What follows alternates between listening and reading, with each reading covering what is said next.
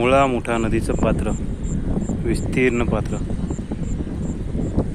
25 जुलै 2024 रोजी जे काही पाणी आलं होतं नदीमध्ये, त्यामुळे नदीच्या प्रवाहामध्ये समस्त मोठ्या प्रमाणामध्ये पाणी प्रवाहित झालेलं आहे. असं आपण बघतोय.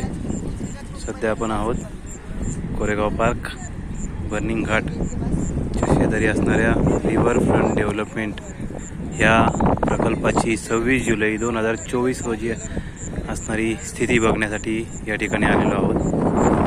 तर पुणे महानगरपालिकेने जो काही नदी काठ सुशोभीकरण प्रकल्प राबवला आहे, तो 25 जुलै 2024 रोजी जे काही पाणी आलं त्यामध्ये त्या प्रकल्पाची जी काही अवस्था झाली आहे ती पाहण्यासाठी आपण आलेलो आहोत. या ठिकाणी आपण बघू शकतो की जे काही गवत या ठिकाणी लावण्यासाठी कोयटा मातीची जी काही भर टाकली होती, ती माती सर्व आता वाहून गेलेली आहे. ती माती आता वाहून मांजरी किंवा त्या पुढच्या भागामध्ये उजनी धरणापर्यंत वाहून गेली असण्याची शक्यता आहे. त्या मातीबरोबरच या ठिकाणी जी काही शेकडो लाखो रुपयाची रोपं लावण्यात आली, ती रोपं देखील आता वाहून गेलेली आहेत. नदीमधनं वाहून आलेला जो काही काळी कचरा आहे, बाटल्या आहेत, प्लास्टिक आहे, तो आता अशा प्रकारे या ठिकाणी साठलेला आहे.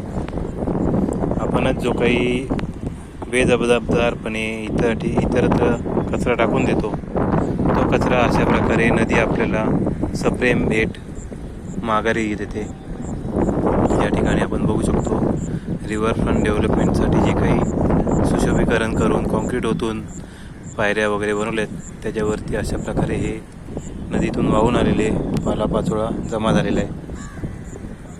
आपण पलीकडून देखील बघूया.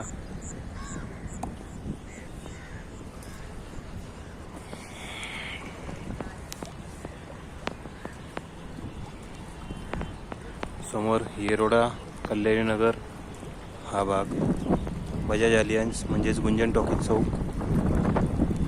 त्याची बिल्डिंग, ती बजाज अलियन्स.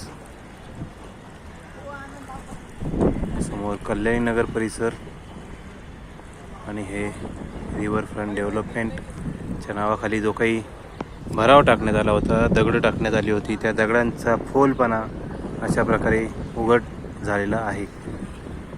त्याच्यावर असणारी माती वाहून गेलेली आहे. जी काही रोपांची लागवड करण्यात आली होती, ती रोपं या ठिकाणची वाहून गेलेली आहेत.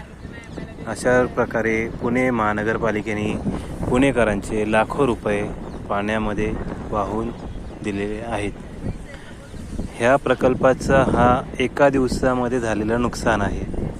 अशा प्रकारे भविष्यामध्ये जेव्हा जेव्हा मोठी आपत्ती येईल, मोठा पाऊस होईल, त्यावेळेस ह्या प्रकल्पामधून अशाच प्रकारे आपले पुणेकरांच्या घामाचे, टॅक्सचे पैसे वाहून जाणार आहेत. ह्यामुळं पुण्यातील जागरूक नागरिक ह्या प्रकल्पाला विरोध करत आहेत. हा प्रकल्प पुणेकरांच्या घामाचे, टॅक्सचे पैसे, देशातल्या नागरिकांच्या घामाचे पैसे असे पाण्यामध्ये वाहून जाणार आहेत. आणि ते वाहून जाऊ नये यासाठी काही जागरूक नागरिक ह्या प्रकल्पाला विरोध करत आहेत.